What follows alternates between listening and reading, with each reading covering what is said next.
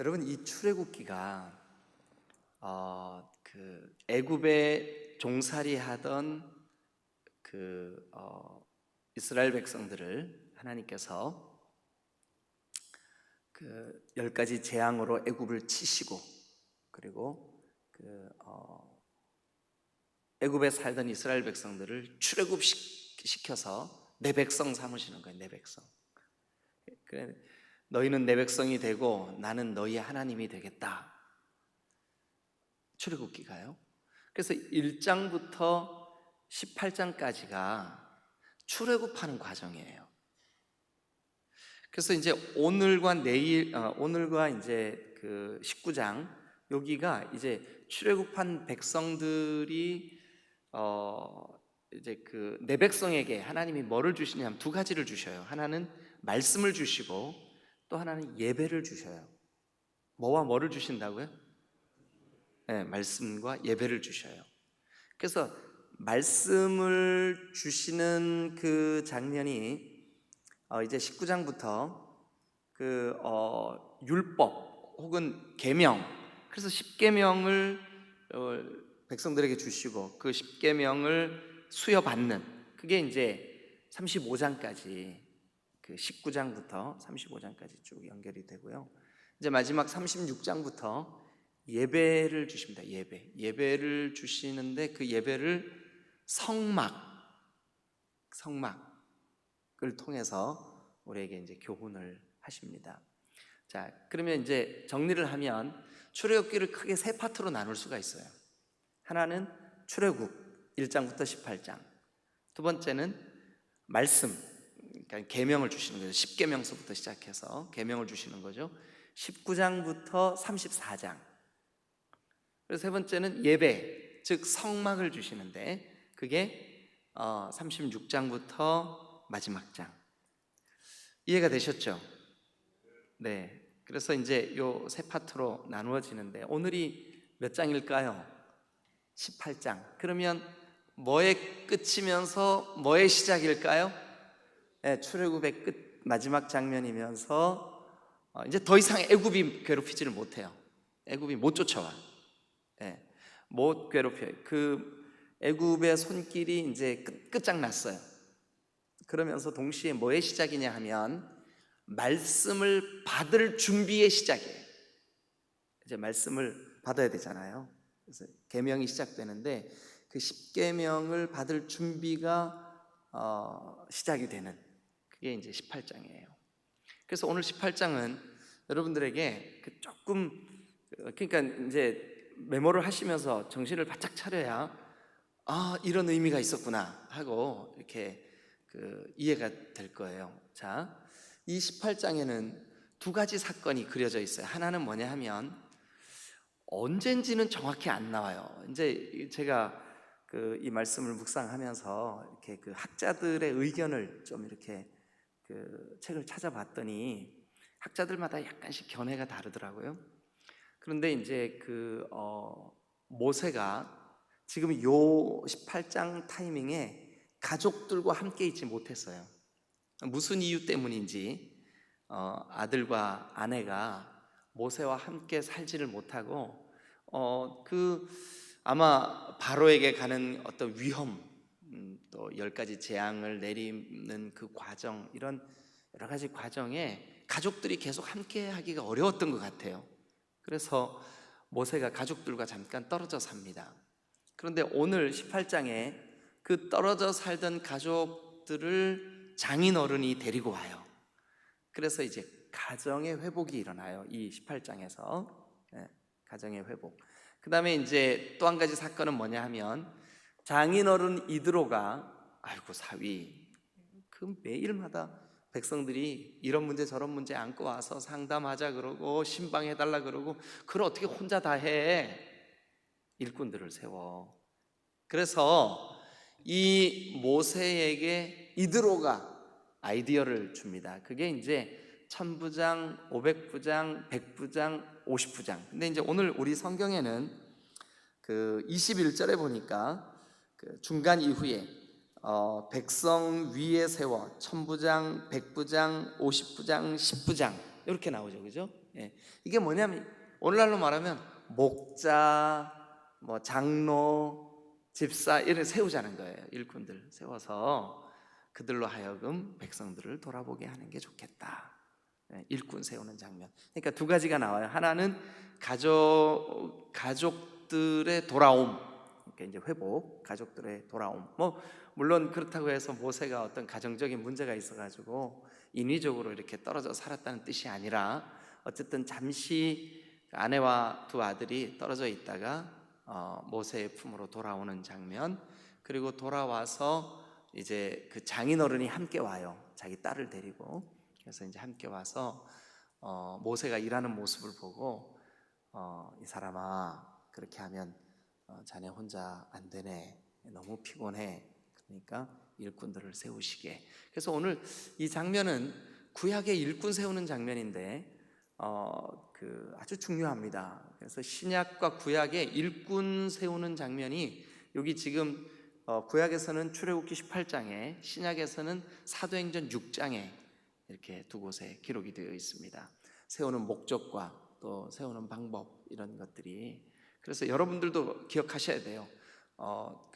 내가 일꾼이 되려면 이래야 되는 거구나. 이게 있어야 일꾼으로 세워질 수가 있고 또 세움을 받을 때 하나님께서 은혜를 주실 줄로 믿습니다. 그래서 오늘 시간이 허락되는 데까지 하다가 중간에 마치면 시간이 됐구나. 근데 이제 주일 아침에는 그래도 좀 부담이 덜해요, 그죠? 네, 그러니까 우리 되는 대로, 시간이 허락하는 대로 우리가 이 말씀을 함께 나누도록 하겠습니다. 자, 18장 2절. 모세의 장인 이드로가 모세가 돌려보냈던 그의 아내 십보라와 그의 두 아들을 데리고 왔어요. 그죠? 네. 그래서 이제 데리고 왔는데 아들의 이름이, 두 아들인데 이름이 뭐냐 하면, 하나는 게르솜은 뭐냐 하면 내가 나그네였다, 이런 뜻이에요. 참 모세가 출생 때부터 얼마나 기구만장했습니까? 그죠? 엄마 친생모가 히브리인이에요. 아들을 죽여야 돼. 근데 그 아들의 아름다움을 보고 이 아이를 갈대 상자를 만들어서 물이 새지 않도록 방수제를 바르고 거기에 아이를 담았어요. 그리고 나일강에 띄웠어요. 근데 그 엄마가 그냥 무대뽀로 막 그냥 그렇게 나일강에 띄운 게 아니라 그 이집트 애굽의 공주들이 요 시간대 되면 그들의 신 나일강을 섬기는 그들의 종교 의식을 하기 위해서 나일강에 와서 목욕을 하는구나, 요거 계산을 한 거예요. 그래서 의도된 엄마의 지혜, 믿음, 그래서 이제 띄웠는데 엄마의 딸 미리암이 이제 어린 아이였었죠. 그 갈대상자 자기 동생이 어떻게 되나 보았어요. 근데 마침 바로의 공주가 목욕을 하다가 떠내려오는 걸 보고 얼른 뚜껑을 열어봤더니 거기 히브리 아이가 들어있는 거예요. 그래서 이제 그 아이를 데려다가 공주의 그러니까 여러분, 그 당시에 반드시 죽어야 돼. 근데 살아남는 유일한 방법은 뭐냐면 왕궁의 아들이 되는 거예요. 여러분, 우리가 이 땅에서 예수님 없으면 우리는 운명적으로, 영적으로 우리는 반드시 심판받고 죽을 운명이에요. 근데 우리가 사는 유일한 길이 하나 있어요. 뭐냐면 하나님의 자녀가 되면 돼요. 그럼 살아요. 근데 우리를, 세상에 하나님과 원수된 우리를, 하나님이 기뻐하시지 않는 일만 골라 했던 우리를 하나님이 너는 내 아들이야, 내 딸이야 해주신 줄로 믿습니다. 그래서 우리 산 거예요. 그래서 이 모세라고 하는 말이 물에서 건졌다, 이런 뜻이. 물에서 건졌다. 아마 모세는 태어날 때부터 침례교인이었던 것 같아요. 물에서 올라온 거 보니까. 그죠? 침례교인들이 물에 들어갔다 나오잖아요. 그래서 이제 모세가 됐어요. 그래서 쭉 우여곡절 끝에 이제 여기까지 왔는데, 그 모세의 생각에 내가 정말 왕궁에 40년, 살인자가 되어서 또 미디안 광야에서, 이 미디안이라고 하는 말이 오늘날은 이 사람들의 후예가 누구냐 하면 지금도 있어요. 지금도 이 광야에 가면 베두인 들어보셨나요? 네, 이 사람들이 바로 이 미디안의 후예들이에요. 지금도 광야에서 광야 생활을 해요. 네, 저도 이 광야에 비록 관광차로 이동을 했지만 이동을 하다가 이 베두인들을 만났어요. 참 신기하더라고요. 성경에 나오는 그 사람들이 지금도 거기 그렇게 살고 광야에 뜨거운데, 근데 옛날 베두인들은 걸어 다녔지만 지금 베두인들은 차가 있더라고요. 옛날 베두인들은 물을 찾아가지고 이 사람들에게는 감각적으로 물이 어디쯤 있겠다는 느낌이 있대요. 근데 오늘날은 생수통 갖다 놓고 사 먹더라고요. 차이가 좀 생겼어요. 그럼에도 불구하고 지금도 이 미디안의 후예들이 광야에 살고 있어요.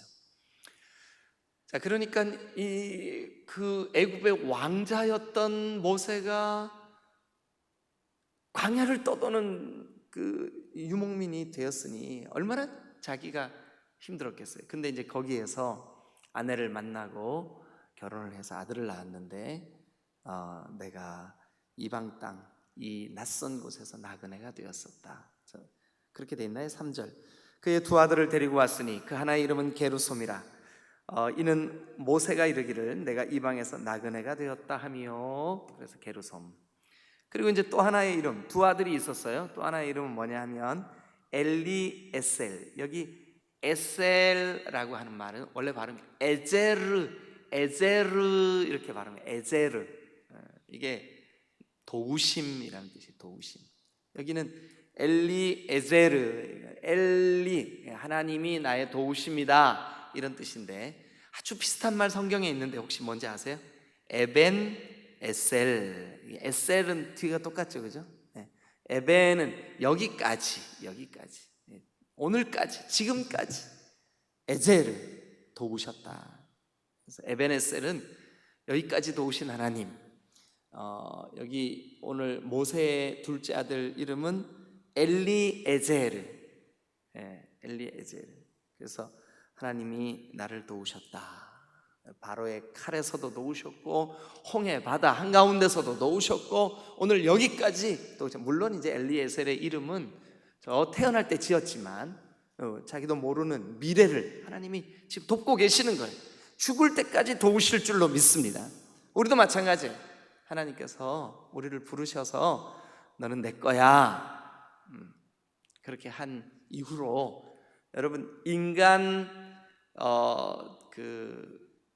나의 동역자, 인간적으로 나를 돕는 사람들은 한계가 있어요. 한계가 있어요.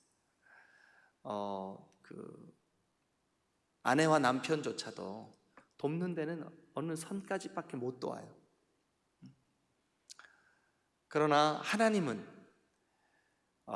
죽음 이후까지도 우리를 도우시는 줄로 믿습니다. 그래서 엘리, 에제르, 에셀, 이렇게 두 아들.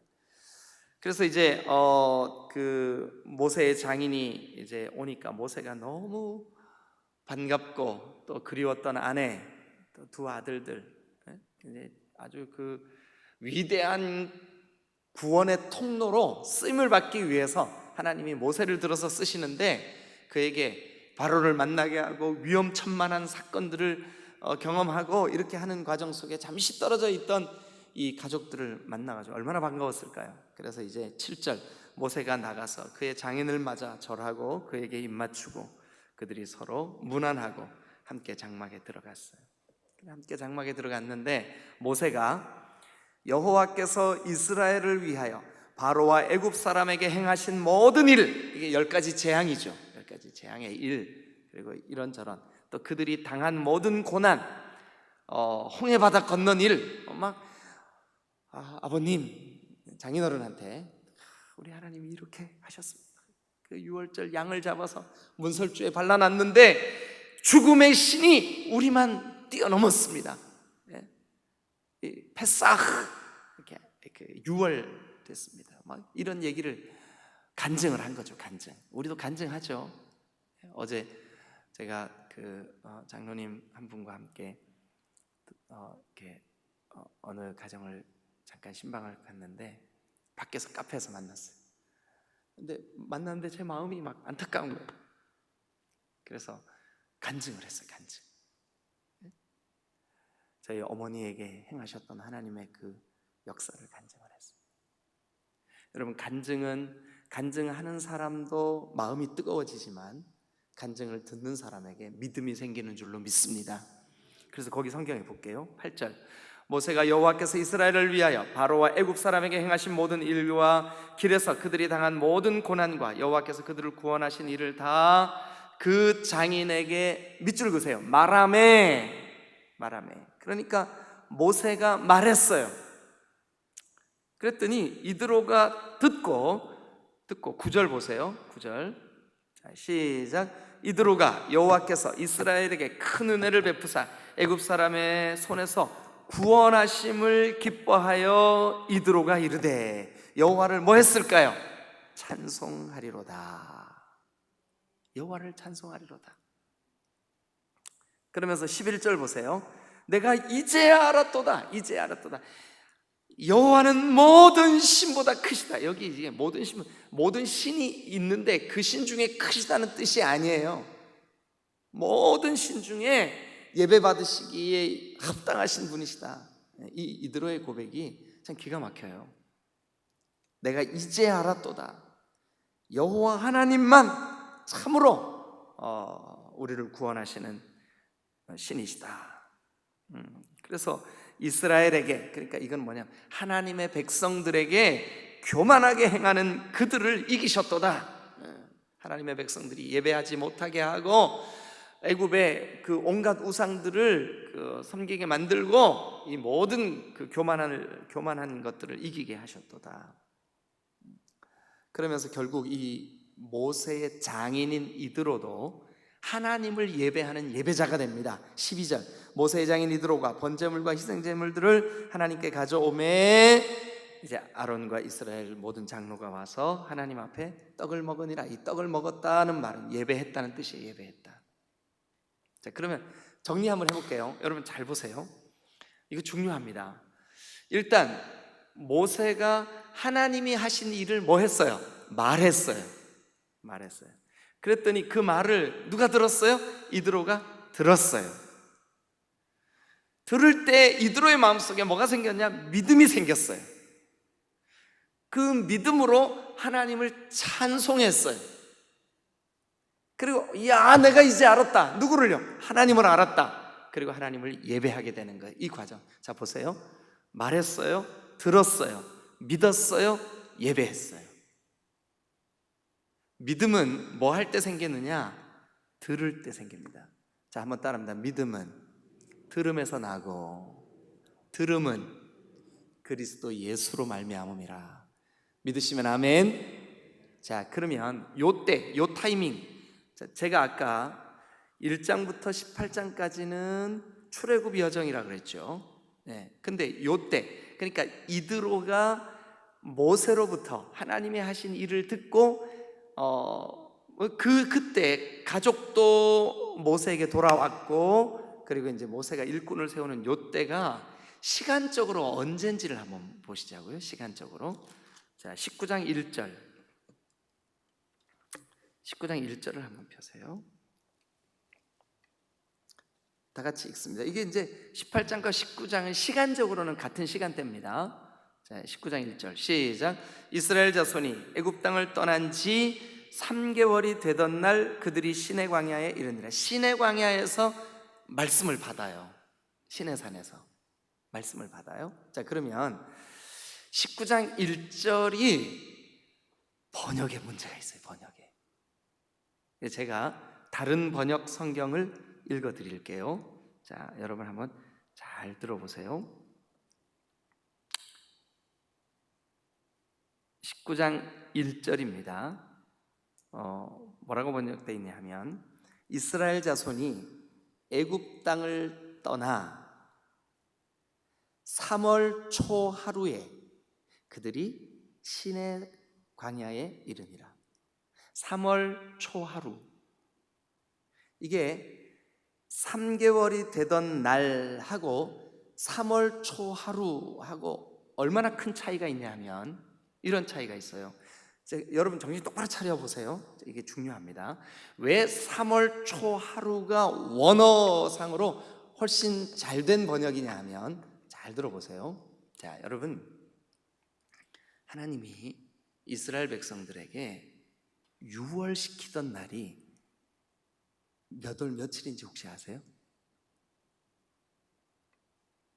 몇 월 며칠이냐 하면 출애굽기 12장을 가세요. 12장 3절.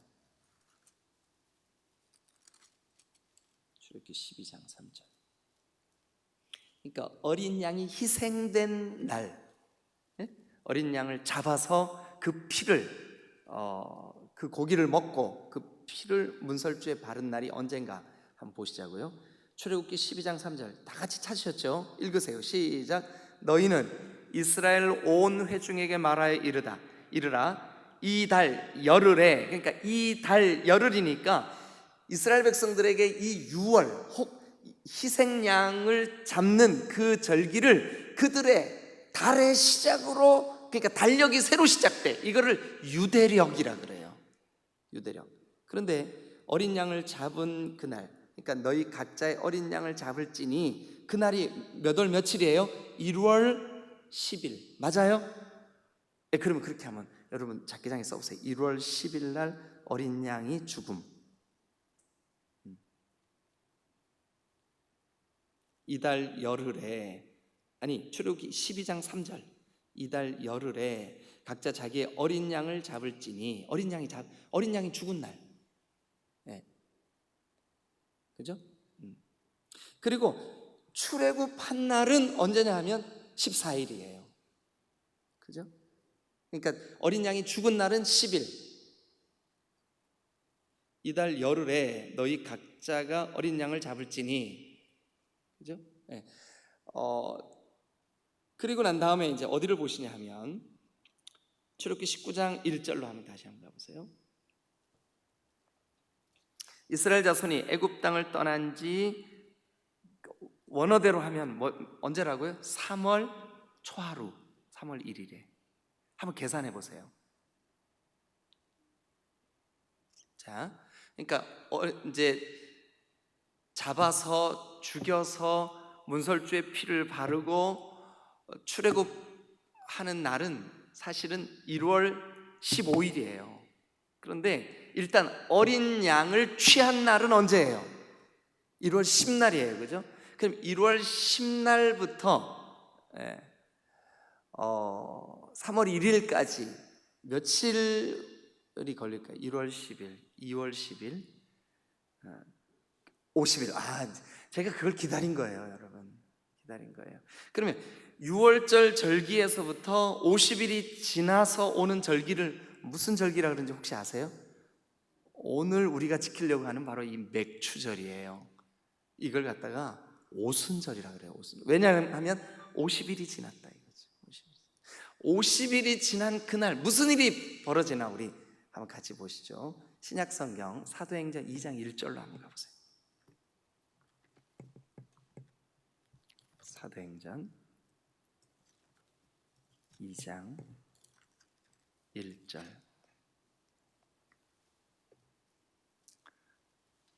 사도행전 2장 1절 다 같이 읽습니다. 시작. 오순절 날이 이미 이름에 그들이 다 같이 한 곳에 모였더니 호련히 하늘로부터 급하고 강한, 그러니까 성령의 임재. 요걸 갖다, 그러니까 사도행전 2장 1절이 무슨 날이냐? 교회의 탄생이에요. 교회의 탄생. 교회의 탄생이 결국은 뭐예요? 어린 양 예수 그리스도께서 우리의 참 구주와 참 하나님 되심을 성령을 통해서 확증하시고 성령이 그들 가운데 임하셔서 교회가 시작된 날, 그게 언제냐? 오순절이에요. 그러면 보세요. 이스라엘 백성들이 내 백성이 되어서 출애굽하고 그들에게 말씀을 주시기 위하여 도착한 장소가 어디냐? 시내산. 그곳에서 두 가지 놀라운 역사가 일어난다고요. 모세의 가정이 회복되고 하나님의 율법이 수여가 돼요. 언제 그런다고요? 오순절에. 그러니까 이미 신약 성경에서 완성될 이 놀라운 교회의 역사가 이미 구약에서 예표로 시작이 되는 거죠. 그런데 그렇게 그 놀라운 역사가 시작되는 그 타이밍에 어떤 일이 생기느냐? 말씀이 선포되고, 그러니까 간증이죠. 그 말씀을 누군가가 듣고, 이드로가 들었죠.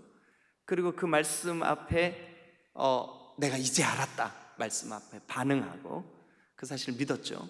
그리고 예배가 이루어지는 거죠. 그리고 이제 그들에게 하나님의 율법이 수여가 돼요. 그게 이제 시내산에서 하나님의 율법이 수여되는 장면. 오늘 사실 이 18장의 그 뒷부분도 굉장히 중요하거든요. 읽어만 드리고 마칠게요. 18장, 출애굽기 18장 21절. 너는 온 백성 가운데 능력 있는 사람들, 곧 하나님을 두려워하며 진실하며 불의한 이익을 미워하는 자를 살펴서 백성 위에 일꾼으로 세워라. 천부장, 백부장, 50부장, 10부장. 오늘날로 말하면 직분자를 세워라. 근데 뭐 있는 사람을 세우래요? 능력 있는 사람을 세우래요. 그러니까 여러분, 오늘날 우리들의 개념으로 능력 그러면 뭐 어떤 생각이 딱 나요? 저 사람 참 능력 있어. 어떤 생각이 딱 나요? 여러분들에게 그려지죠? 근데 그게 성경적이에요? 성경대로 성경이 말씀하는 능력이 뭔가 한번 보여드릴게요. 너는 온 백성 가운데 능력 있는 사람들, 곧 이 사람들이 능력 있는 사람들이야. 어떤 사람들일까요? 하나님을 두려워하며. 그러니까 하나님을 두려워할 줄 아는 사람이 진짜 능력 있는 사람이에요. 그런 사람이 일꾼이 돼야 돼. 그런 사람을 뽑아서 사람들을 돌보도록 해야 돼요. 여러분, 일꾼의 첫 번째 목적은 뭐냐면 영혼을 돌보는 거예요. 여러분, 나는 지금 우리 디딤돌교회 교회 일꾼이야 하는 사람들은 잘 들으세요. 여러분, 일꾼을 세우는 첫 번째 목적이 뭐냐면 영혼을 돌보기 위해서예요. 영혼을 돌보셔야 돼요. 다른 거 하지 마시고. 여러분, 그런데 영혼을 돌볼 때 반드시 필요한 게 뭐냐? 하나님을 두려워하는 마음이에요. 하나님을 두려워하는 마음. 만약에 이 말씀을 선포하고 있는 목사인 제 마음속에 하나님을 두려워하는 마음이 사라져버리면 일꾼 될 자격이 없는 거예요. 너무 감사한 것은 우리 교회 권사님들 보니까 공동의 기도 제목에 그 올라와 있는 지체들 이름, 누가 병원 간다 그러면 이 권사님들이 그 제목 놓고 기도하고 하나님 도우심을 구하고. 맞습니다, 여러분. 그게 일꾼의 모습이에요. 일꾼들은 영혼들이 눈에 보여야 돼요. 힘들어하는 영혼, 지쳐있는 영혼, 병든 영혼, 마음 상한 영혼, 주님으로부터 멀어져 가려고 하는 영혼, 그들을 바르게 세우고 하나님께로 이끌어서 다시 이드로처럼 말씀 듣는 자리에 함께 회복을 추구하는 거. 이게 오순절날 교회를 주신 하나님께서 성령으로 각 사람의 마음을 만져주신 것과 동일한 그 맥락 가운데 있는 거예요. 여러분, 참된 능력이 뭐냐? 하나님을 두려워할 줄 아는 것. 믿으시면 아멘. 두 번째, 참된 능력이 뭐냐? 백성 가운데 능력 있는 사람, 곧 능력 있는 사람, 곧 진실한 사람. 거기 보니까 진실하며 그렇게 돼 있죠? 진실한 사람. 진실하다는 말은 뭐냐 하면 그 마음에 거짓이 없다는 뜻이에요. 두 마음을 품지 않는다는 뜻이에요. 진실하며. 여러분, 진실한 게 진짜 능력입니다. 아멘. 그다음에 셋째, 능력 있는 게 뭐냐 하면 거기 보니까 불의한 이익을 미워하는 사람. 불의한 이익. 네? 자기의 이익을 위해서 거짓말을 한다든지 남을 속인다든지 이렇게 하는 사람. 이게 그렇게 하지 않, 불의한 이익을 마음에 두지 않는 사람. 이게 능력이에요. 여러분, 우리 오늘 이 거룩한 주일에 주님 앞에 달려나온 여러분 모두가 능력 있는 일꾼들 되시기를 주님의 이름으로 축원합니다. 여러분들의 그 신앙이 날마다 하나님의 말씀을 듣고 그 들음에서 믿음이 나오고 그 믿음으로 예배하는 오늘 복된 한 날 되시기를, 오늘 오순절의 이 맥주절이 되시기를 주님의 이름으로 축원합니다. 할렐루야. 기도하시겠습니다.